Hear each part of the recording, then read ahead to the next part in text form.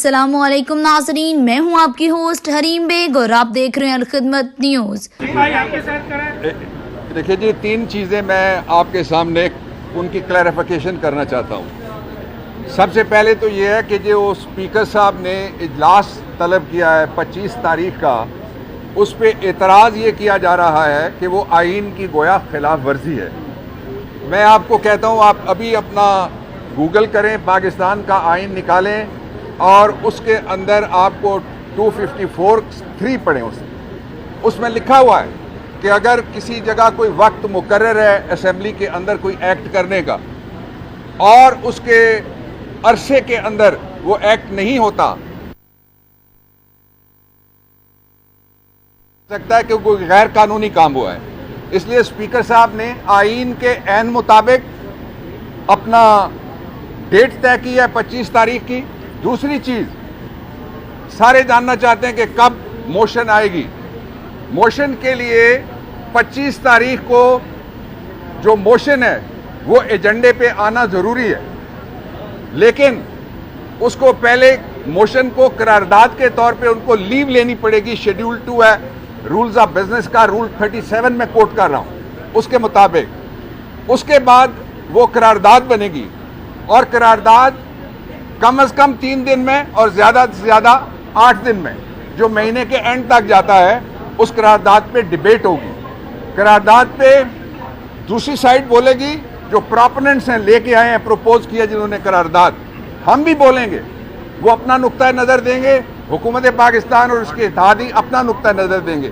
तीसरी बात जिसको मैं क्लियर करना चाहता हूँ, वो बात ये है कि कुछ लोगों का ये ख्याल है कि जब तक वोट नहीं डाला जाएगा डिस्क्वालीफाई नहीं किया जा सकता।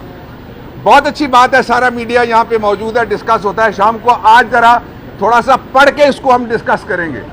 मैं वकला महाज का मुकदमा आपको बता रहा हूँ। वकला महाज के मुकदमे में सुप्रीम कोर्ट ऑफ पाकिस्तान ने आइन के आर्टिकल 63A की डेफिनेशन दी है कि वो है क्या, उसका एक्सटेंट क्या है, कोरोलरी क्या है और उसका एक्सटेंट क्या है। उसके मुताबिक जो शख्स पार्टी के सरबराह की डायरेक्शन, ये लफ्ज है आइन में भी है, उस जजमेंट में भी है, फॉलो नहीं करेगा, वो इस ग्राउंड पे वो शख्स डिफेक्टर समझ के डिस्क्वालीफाई हो जाएगा। इसका अगला पहलू अभी इंफॉर्मेशन मिनिस्टर साहब ने आपके सामने रखा कि जो डेट तय हुई है उसके लिए असेंबली ने मोशन कैरी की थी। किसकी मोशन थी? सरकार की नहीं, सिंपल वोट से पास हुई थी नहीं। ये सारी पार्टियां आज जो कह रही हैं कि हम नहीं होने देंगे ये इजलास, और फिर पहले जहर उगलते हैं फिर जहर चाटना पड़ जाता है, वो सारे उसमें मौजूद थे। सब ने यूनानिमसली ये हाउस जो था वो 23 तारीख के लिए और इस्लामी सरबराही काउंसिल के इजलास के लिए, जो OIC की काउंसिल, मिनिस्टर्स काउंसिल के इजलास के लिए वो दिया है।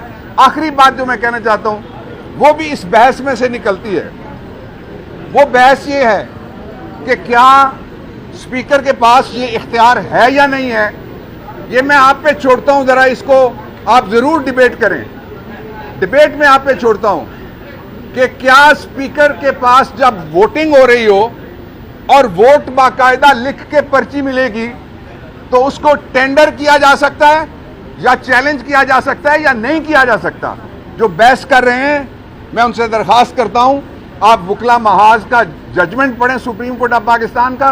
आप आइन के आर्टिकल 63A की वो जगह पढ़ें जहां पे आखिरी बात मैं कहना चाहता हूं, फिर आपके सामने हमाद साहब भी बात करेंगे। आखिरी बात मैं ये कहना चाहता हूं कि सवाल ये उठ रहा है कि क्या जो शख्स डिफेक्ट करेगा वो ताहयात नाअहली होगी या टाइम बाउंड है।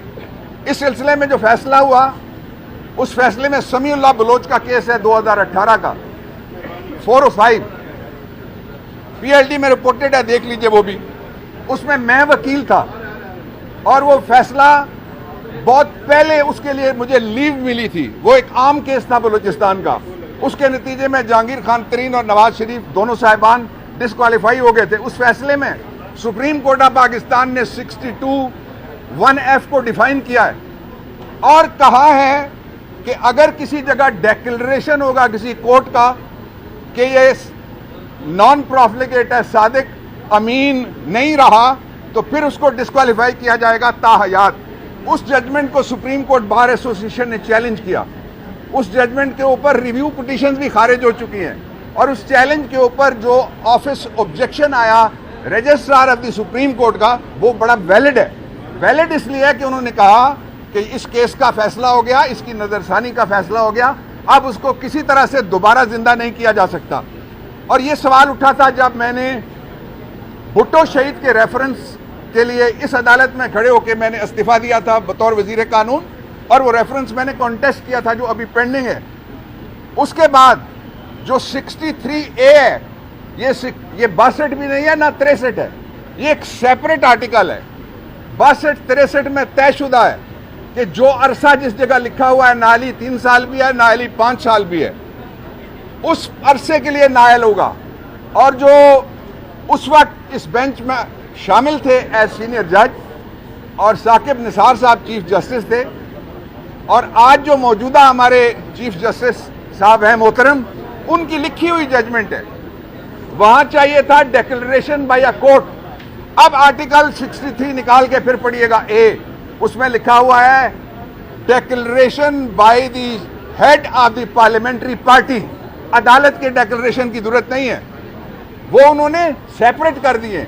इसलिए जो ही अगर कोई वापस नहीं आता, जो दोस्त गए हैं, तो इमरान खान जिस वक्त लिखेंगे कि मैं डिक्लेयर करता हूं कि ये डिफेक्ट हो गया, आप आइन पढ़ लीजिए, वो डिफेक्टर पेनल्टी का हकदार हो जाएगा। बाकी प्रोसेस मैं नहीं बता सकता, वो हमारी स्ट्रेटजी का चूंकि हिस्सा है। इसी रिलेटेड एक सवाल ले रहे थे।